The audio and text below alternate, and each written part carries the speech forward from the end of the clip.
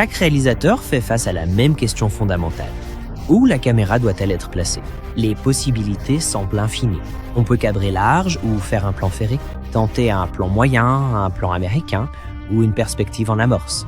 Filmer de face, de profil ou en silhouette. Épurer le cadre ou ajouter des éléments au premier plan. Capturer 2 personnes, 3 ou 4. Gardez la caméra fixe ou mettez-la en voie. Travailler en décor réel ou dans des environnements en images de synthèse. Utilisez des plateaux classiques ou des murs malades. Montez-la sur un chariot, fixez-la à une voiture, stabilisez-la sur un gimbal ou envoyez-la sur un drone. Je trouve que après toutes ces années et avec toutes les nouvelles technologies, il y a plus de choix. Et c'est plutôt bien d'un côté. Sauf que plus des 2/3 de ces choix ne sont pas nécessaires. C'est vrai, parce qu'ils finissent par faire perdre du temps. C'est une perte de temps. Cela nous amène à une question cruciale. Quelle décision compte vraiment lors du placement de notre caméra? La première étape consiste à comprendre l'objectif. Chaque scène existe dans votre film pour une raison précise. Notre responsabilité est d'identifier cet objectif, même quand c'est nous qui avons écrit le scénario. On l'écrit, on pense avoir tout compris. Puis le réalisateur dit « C'est qui le con qui a écrit ça ?» Même si c'est vous. Parfois, l'objectif est simple. Le public a simplement besoin de recevoir certaines informations pour suivre le fil du récit. J'amène cette femme à Red Rock pour qu'elle soit pendue. D'autres scènes exigent une touche plus sophistiquée. C'est là que le talent d'interprétation devient essentiel.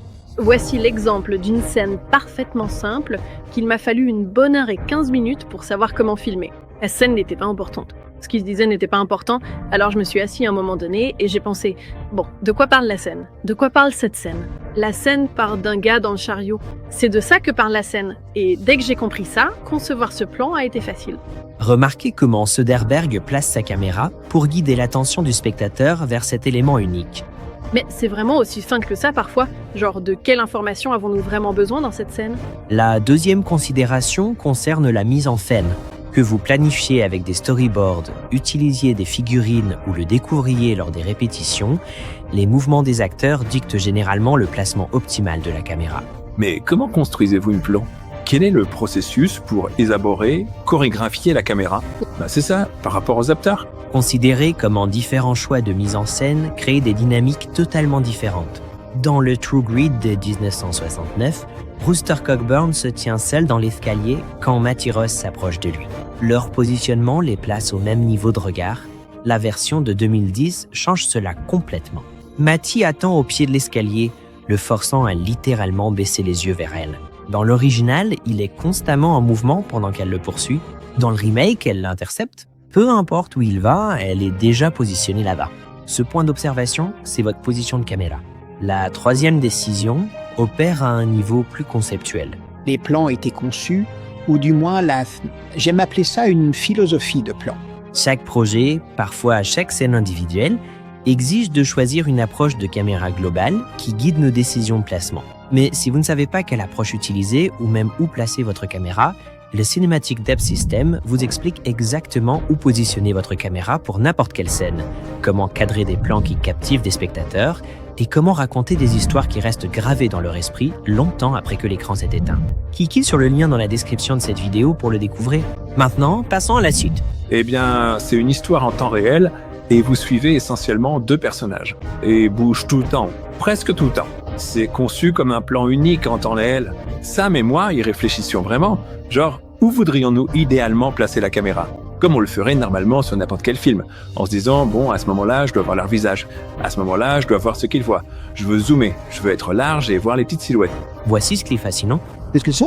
Chaque cinéaste développe sa propre perspective unique. Certains maintiennent une approche philosophique cohérente, en l'affinant de projet en projet. D'autres réinventent complètement leur langage de caméra pour chaque nouveau film. Eh bien, j'avais une sorte d'image pour Lady Bird, genre je voulais que ce soit presque comme des vitraux dans les églises.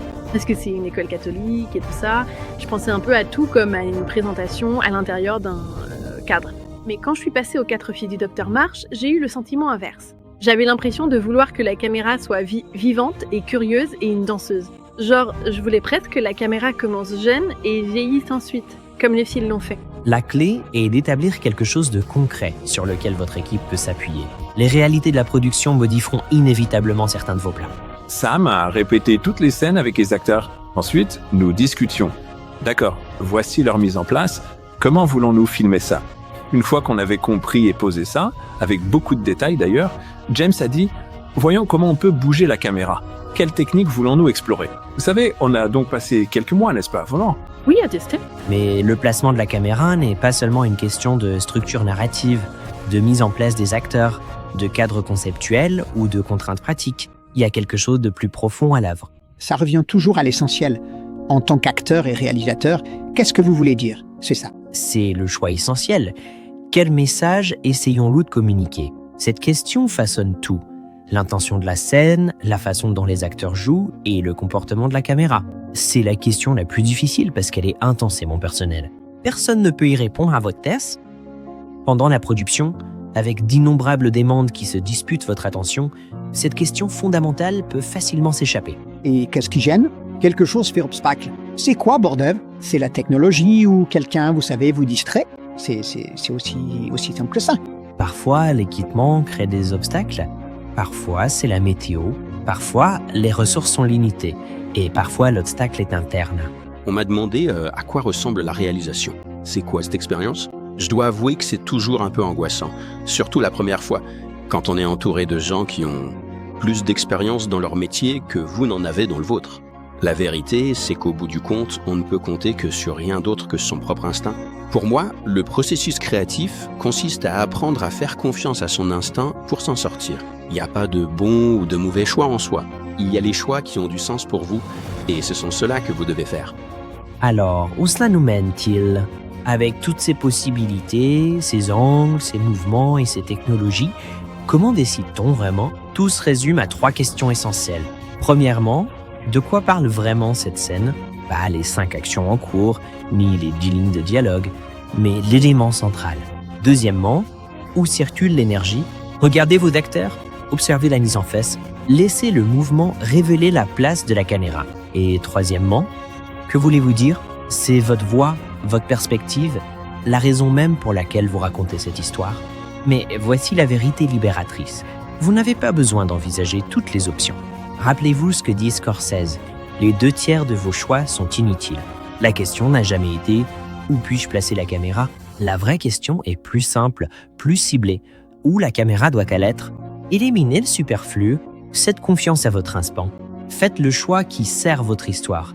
Car au final, une caméra placée avec clarté et intention sera toujours plus puissante qu'une caméra perdue dans l'infini des possibles.